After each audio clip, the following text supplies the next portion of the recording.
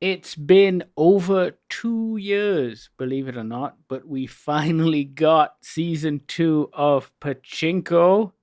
I don't know who needs to hear this, but you need to get on Pachinko. I think it is one of the best produced, best written things on television right now. It is an adaptation of a novel. It is this sprawling family saga that traverses generations, history.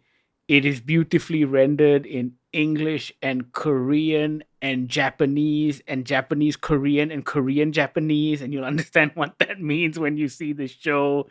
And the performances are amazing, and it's got Lee Min Ho, who's just one of the best looking people on the planet.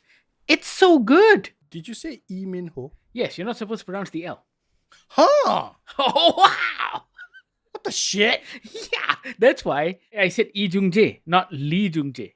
I just learned that when I went to Seoul this time. They said you do not pronounce the L in Korean Lees. Why? I don't know. Then don't put the E. Okay. Don't Correct, put right? any- Don't put the L, right? Yeah, I'm just like, you put the L and then you get angry at me for saying the L. I think there's an L on you, my friend. Yeah, I don't know. I don't know.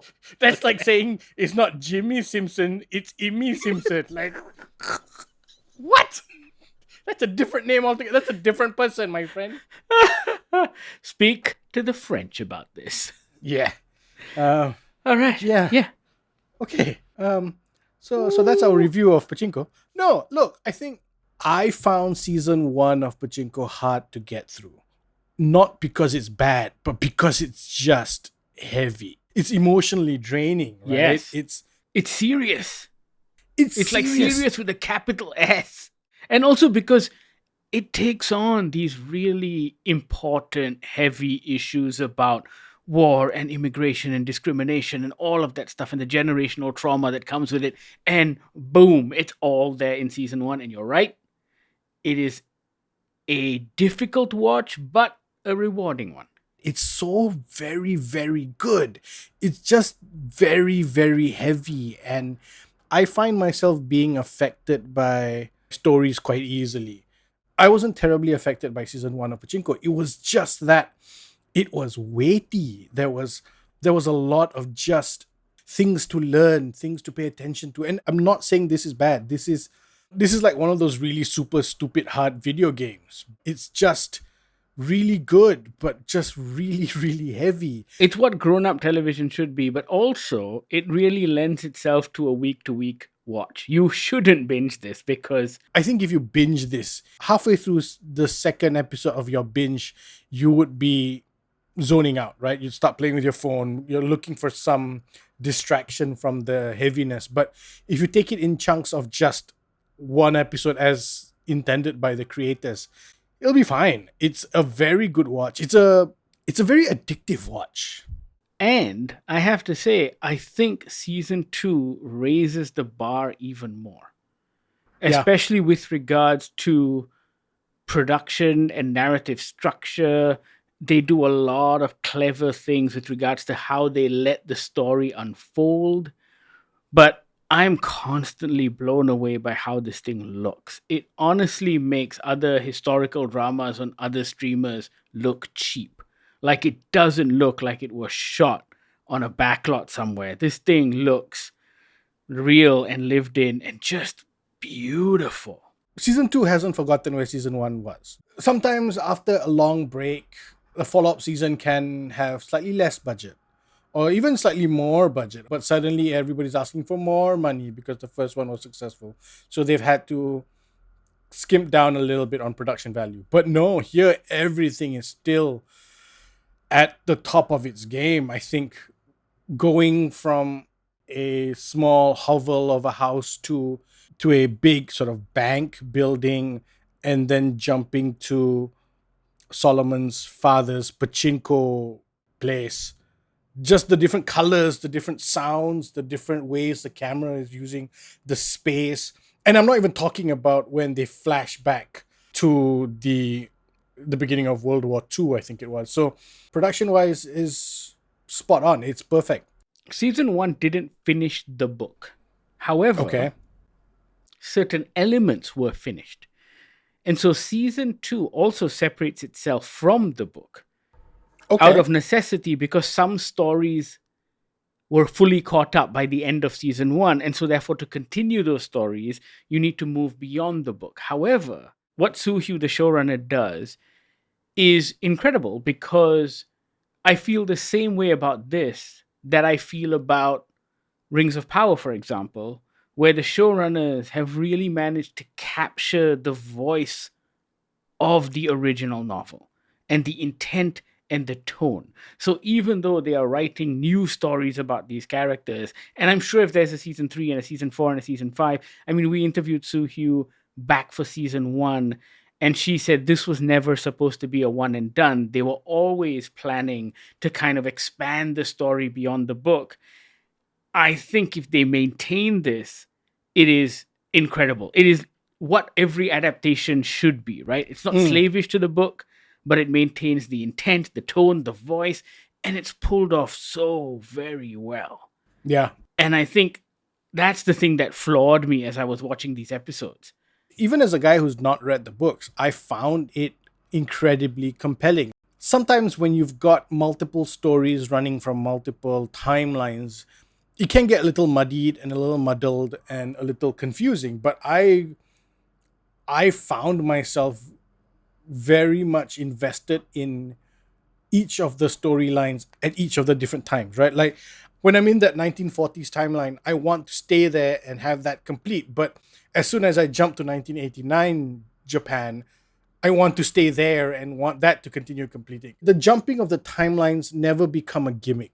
The jumping of the timelines never become a crutch for the writers to skip out on a piece of information or try and overdevelop a piece of information.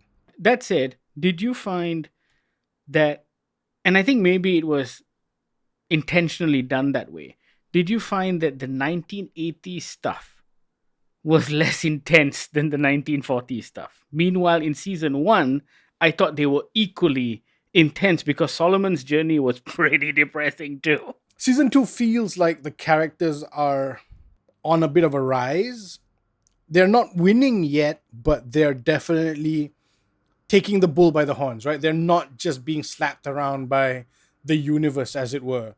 Both Solomon in 1989 and Sunja in the 1940s are, I wouldn't say moving on up, but they're taking their story in their own hands. They're in control of what's going to happen.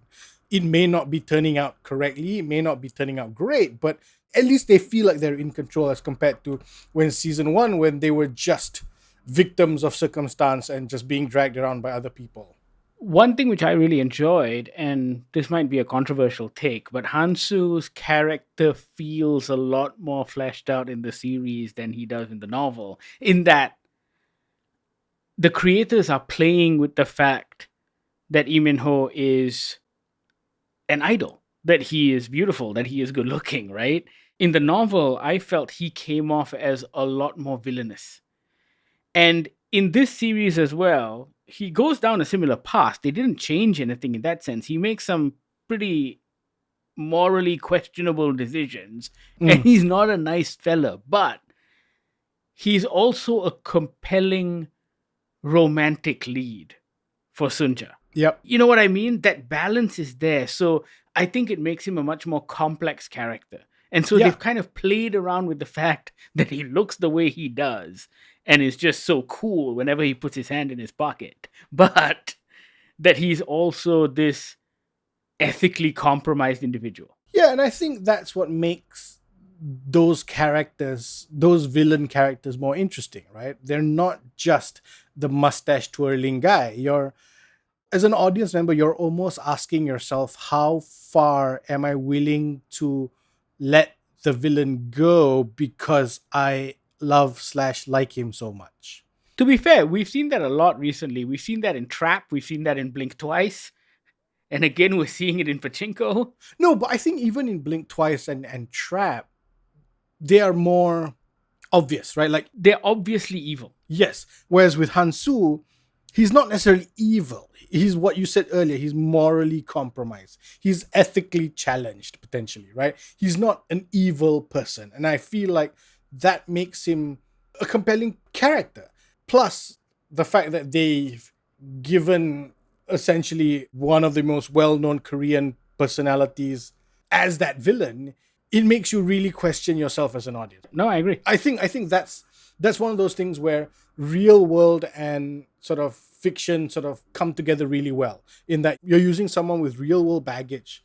Josh Hartnett, for example, right? Someone who's always known and is a nice guy, looks like a good guy, but then you give him these slightly out of character roles, and that makes it more interesting. And I think what's interesting about Pachinko season 2 is how it forges forward in its own way.